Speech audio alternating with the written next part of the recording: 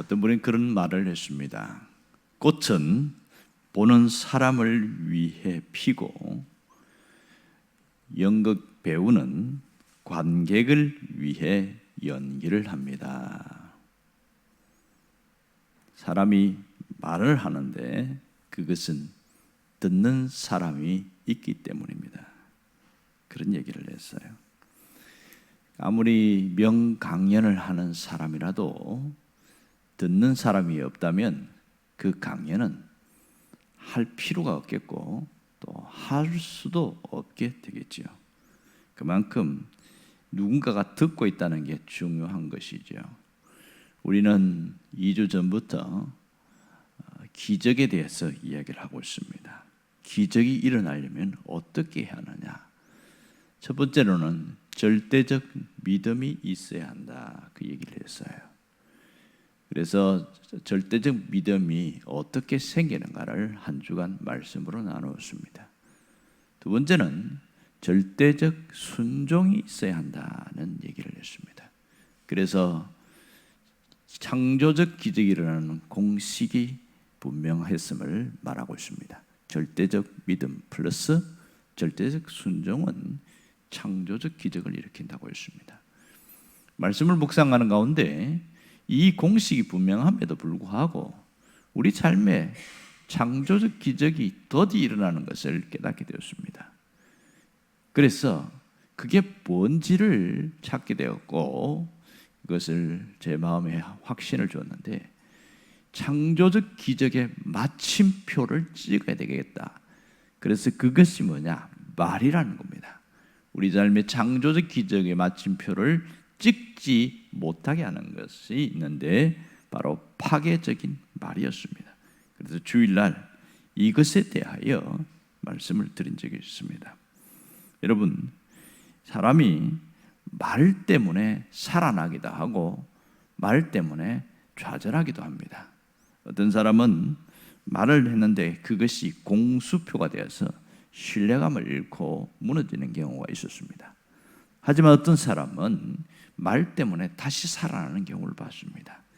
어떤 분이 자살하려고 큰 다리 위에서 한 5m 다리 위에서 뛰어내리려고 하는데 누군가가 몇 마디를 했어요. 그랬더니 눈물을 글썽이더니 다시 올라오면서 자살해서 살자로 바뀌었습니다. 그 한마디는 어머니라는 단어였습니다. 그러니까 어떤 사람은 말 한마디 때문에 무너지는 사람이 있는가 하면 또 어떤 사람은 말 한마디로 다시 살아나는 사람이 있습니다. 그만큼 말이 중요한 것을 알 수 있습니다. 이 기적은 말을 통해서 일어나는 것을 알 수가 있지요. 오늘 본문도 그 얘기를 하고 있습니다. 우리는 창세기 1장을 통해서 너무나 익숙히 잘 알고 있습니다. 이건 천지 창조와 그 과정을 설명하는 것이구나. 이거는 일반적으로 다 압니다. 하지만 자세히 들어가 보면 창세기 1장에서 반복되는 단어들이 많다는 것을 알게 되어집니다. 가장 많이 반복되는 단어는 하나님이라는 단어입니다. 무려 30번 나옵니다. 그리고 여러 가지 반복된 단어가 나오는데 그 종류대로 이 단어가 10번 나오고 또 그대로 되니라 저녁이 되고 아침이 되니 이 말이 6번 나오고 보시기에 좋았더라 이게 7번 나옵니다. 그리고 또 많이 반복되는 단어가 뭐가 있냐면 이르시되 하는 이 말입니다. 이르시되. 오늘 우리가 주목하려고 하는 것이 바로 이 부분입니다. 이르시되 이 말은 말씀하시되 이런 뜻입니다. 그러니까 히브리어 유명한 단어인데요. 아마르 이런 단어입니다. 아마르 말씀하시되 이게요 창세기 1장에서만 무려 11번 나옵니다. 그러니까 창세기 1장에서 매일 뭔가 만들 때에 이르시되 그리고 셋째 날과 다섯째 날에 2번씩 나오고 여섯째 날에는 4번 나옵니다. 그러니까 11번 나오는데 이게 천지 창조라는데 우주의 탄생, 지구의 역사, 인간을 만드는 모든 과정에서 이르시되 이렇게 이야기하고 있습니다. 이것은 뭘 얘기를 하고 있느냐? 오늘 이걸 우리가 알아야 합니다. 이르시되 이렇게 말씀하신 것은 천지를 어떻게 무엇으로 창조했는지를 보여주고 있습니다. 천지가 창조되기 전에는 2절에 나오는 것처럼 이 세상은 혼돈과 공허와 흑암이 깊은 상태에 그렇게 있었습니다. 그런데 그때 하나님이 말씀하셨죠. 선포하셨어요. 천지가 그때에 하나씩 하나씩 창조되기 시작했던 겁니다. 여러분, 제일 먼저 깜깜한 세상에 있을 때 창조의 빛이 있으라 하십니다. 태양이 아니라 원천적인 빛을 주님이 창조하셨습니다. 그때에 뭘로 창조하셨느냐? 손으로 만든 게 아니었습니다. 사람은 흙으로 만들었어요. 물고기나 짐승들도 흙으로 만들었어요. 하지만 이 모든 천지를 창조하실 때는 무슨 연장을 쓰시거나 도구를 쓰신 적이 없어요. 그럼 뭘로 만들었습니까? 이 천지는 말로 만들었다는 거예요. 3절에 보면 하나님이 이르시되 빛이 있으라 그렇게 말합니다. 이 이르시되는 말씀하시되 이런 뜻입니다. 여러분, 하나님이 빛을 창조하실 때에 말로 했다는 것을 알아야 합니다. 천지 창조할 때는 손이나 발을 쓰신 적이 없습니다. 6절과 7절에도 보면 물과 물이 나뉘라 하시니 궁창 아래의 물과 궁창 위의 물로 나누어졌다. 그래서 바다가 생겼고 하늘이 생기게 된 것이죠. 여러분, 오직 말로 창조하셨다는 거예요. 말씀으로 창조하셨다는 겁니다. 태초에 하나님이 창조하는 일에는 오직 연장이 아닌, 도구가 아닌 말로 하셨다는 것에 우리는 주목해야 됩니다. 여기서 우리가 믿는 하나님이 어떤 분인가 하시는 것을 잘 보여주고 있습니다. 하나님은 말로 생명의 역사를 일으키셨다는 거예요. 그러니까 하나님의 말씀은 창조력이 있다는 것을 보여주고 있는 것이죠. 이 이르시되 이 말은 하나님의 말씀은 그분의 능력과 권세요, 이 행동과 움직임이 그 속에 있음을 말하고 있습니다. 결국은 이르시되 이렇게 말씀하시면 이루지 못할 일이 없다, 그 얘기를 하고 있죠. 말씀은 곧 능력이라는 거예요. 말씀은 그대로 이루어지게 한다는 겁니다. 결국 오늘 우리에게 주시는 놀라운 교훈이 있습니다. 하나님은 말로 일하시는 분임을 보여주고 있습니다. 그러니까 왜 말로 일하실까요? 그것은 이 말에는 창조적 능력이 있기 때문에 그렇습니다. 아담이 동물들의 이름을 지었는데 겹치지 않고 하나님이 동물들을 하나씩 하나씩 보내줬을 때에 전부 다 이름을 정확하게 그 동물의 특성에 맞게끔 이름을 지었어요. 하나님이 어떻게 이름을 짓나 보자 하고 봤는데 흐뭇한 거예요. 그 아담이 창조적 언어를 사용했다는 것을 알아야 됩니다. 하나님께서는 우리에게 말의 능력과 권세를 주셨다는 사실을 우리는 잊지 않아야 됩니다. 문제는 그것을 사용하지 않아서 문제고 잘못 사용해서 문제가 된 것이죠. 지금도 창조적 기적을 원한다면 이 말의 힘, 말의 능력을 사용하라는 것이죠. 또 하나는 삶이 바뀌기를 원한다면 말을 먼저 바꾸라는 거예요. 말이 바뀌면 인생이 바뀐다는 겁니다.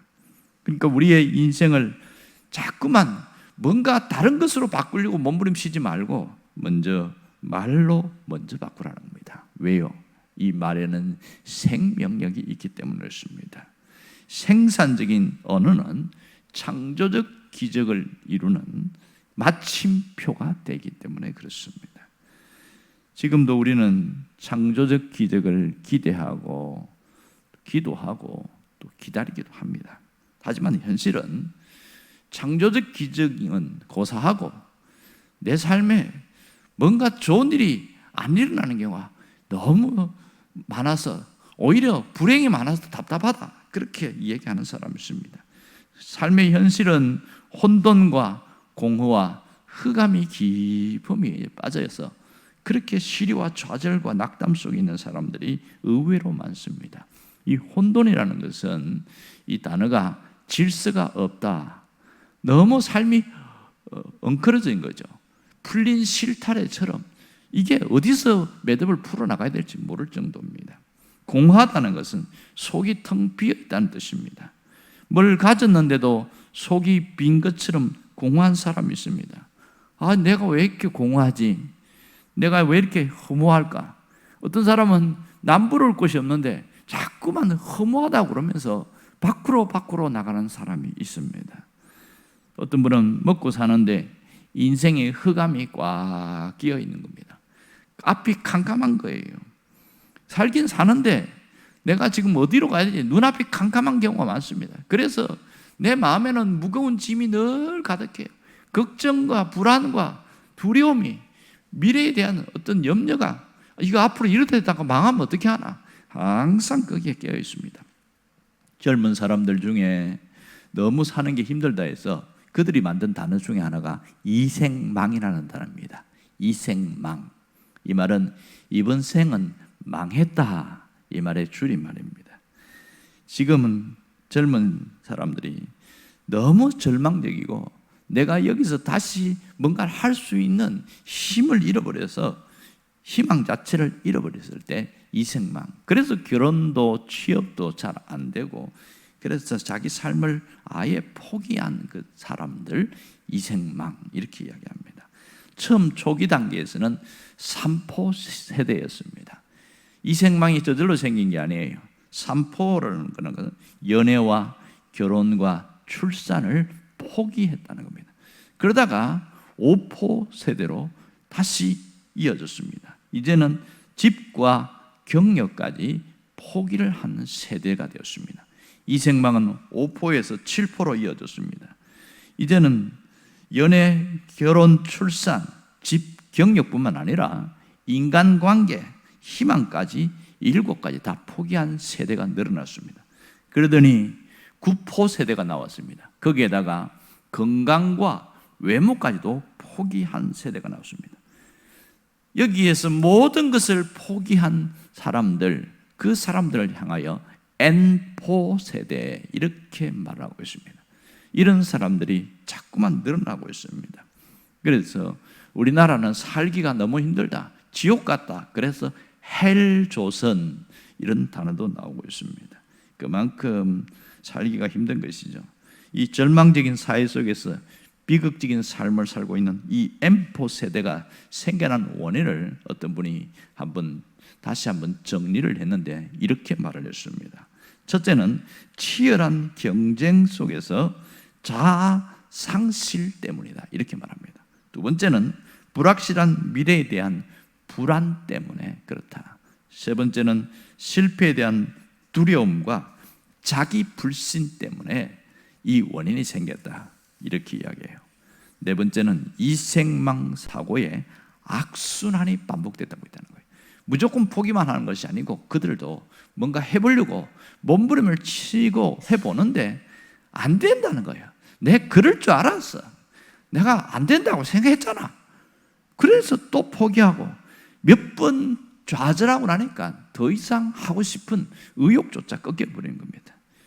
여러분, 젊은 사람은 그런 게 아닙니다. 어른들도 말은 하지 않지만 이생망의 삶을 살아가는 사람들이 있습니다. 아무리 해도 이 늪에서 벗어나지를 못하는 거예요. 자기 삶의 허우적거림에서 벗어나지 못하는 그런 이생망의 삶을 살아가면서 살아야 되기 때문에 산다는 거예요. 어떤 분은 못 죽어서 산다는 겁니다. 그러다가 도무지 살 수 없겠다, 그러면 극단적인 선택을 하는 사람도 있습니다. 하지만 그 가운데에서도 이생망의 삶을 벗어나기 위해서 몸부림을 치는 소수의 사람들도 있습니다.